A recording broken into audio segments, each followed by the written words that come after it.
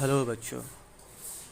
तो ये मेरा दूसरा चैनल है जिसके माध्यम से मैं आपको बहुत पुरानी यानी भारत की शुरुआती भाषाओं के बारे में थोड़ा थोड़ा जानकारी दूंगा। यहाँ हमारा पहला चैप्टर है हड़प्पन कल्चर, उससे संबंधित स्क्रिप्ट के बारे में। हालांकि अभी तक हड़प्पन स्क्रिप्ट को समझना बहुत मुश्किल है, लेकिन ये हेरियोग्राफी है। हेरियोग्राफी मतलब कि ऐसा जो तस्वीर के माध्यम से किसी बात को स्पष्ट करने की कोशिश की जाती है। इस तस्वीर में आप देख सकते हो विभिन्न प्रकार के सिंबल्स बने हुए हैं। एंकर दिख रहा है आपको, सर्कल के अंदर कुछ टेढ़ी मेढ़ी रेखाएं दिख रही है आपको। यस, यहाँ पे स्वास्तिक का निशान दिख रहा है, ईंट दिख रहा है। ठीक, इसमें से कुछ कुछ फिगर्स ऐसे हैं जिसे आज भी हम पा सकते हैं। इस तस्वीर में आप देख सकते हो कि यहाँ पर बैल दिखाने की कोशिश की जा रही है। बैल, उस समय बैल का अर्थ कुछ शब्द को स्पष्ट करने के लिए किया जाता था। बैल हड़प्पा सभ्यता में बहुत ही ज़्यादा महत्वपूर्ण देवता की तरह माना जाता था। मे बी यह प्रॉस्पेरिटी का प्रतीक बताया गया हो। वहीं पर हम यहाँ देख सकते हैं, एक तरफ बैल है, एक तरफ गाय है। यह यहाँ पर खेती की तरफ दिखा रही होगी। यह साइन हमें दिखा रहा है कि वहाँ खेती का कितना महत्व रहा होगा। यस, या फिर यह नीचे आप देख सकते हो चारा भी खाते हुए दिख रहा है। हो सकता है पालने की बात की जा रही है। ओके, तो आगे हम ये देख सकते हैं यहाँ पर कि हड़प्पा सभ्यता में कुछ जो साइन थे वह पूर्ण रूप से कई छोटे छोटे सिंबल को लेके बनाए जाते थे। यहाँ आप देख सकते हो सर्कल है।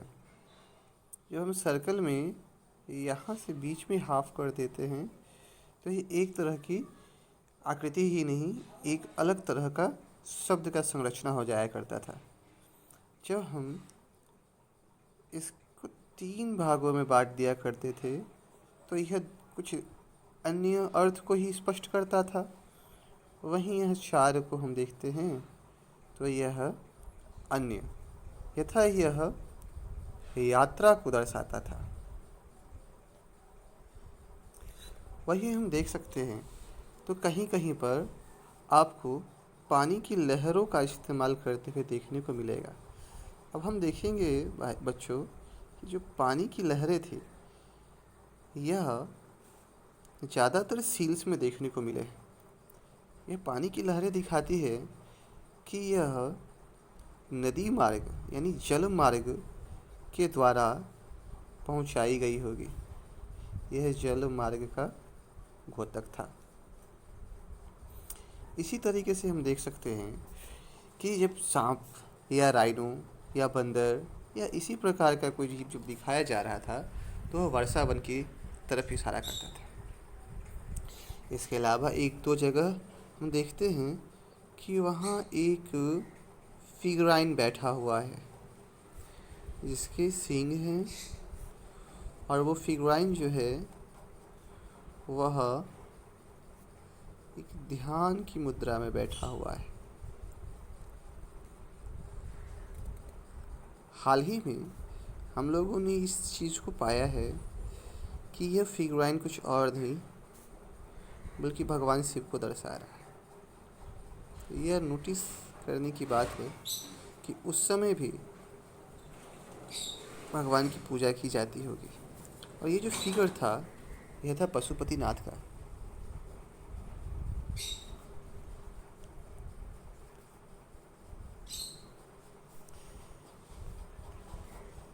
हालांकि यह तस्वीर हमें ज़्यादा से ज़्यादा सील्स में देखने को नहीं मिलती है। ठीक, यह हमें दीवारों पर, घर की छतों पर और अन्य जगहों पर देखने को मिल जाता है। बट कहीं कहीं हमें सील्स पर इस तरीके की आकृति देखने को मिल जाती है।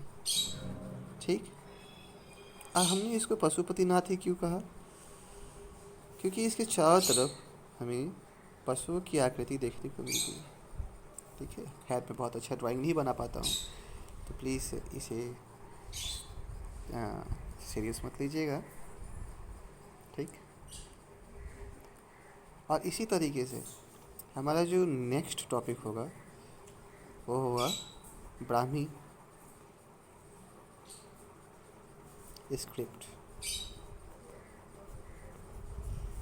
जिसमें हम कोशिश करेंगे कि सभी स्वरों को समझें।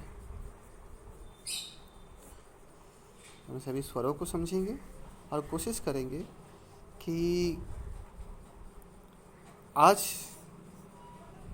जो मॉडर्न समय में हम जिन स्वरों का इस्तेमाल करते हैं, देवनागरी लिपि का इस्तेमाल करते हैं, हम उसके साथ ब्राह्मी लिपि का कंपैरेटिव वीडियो निकाल के आपके सामने प्रस्तुत कर सकें।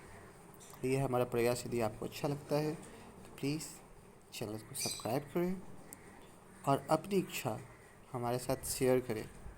कमेंट्स के माध्यम से हमसे सवाल पूछें ताकि हम आपकी और सहायता कर सकें। Thank you.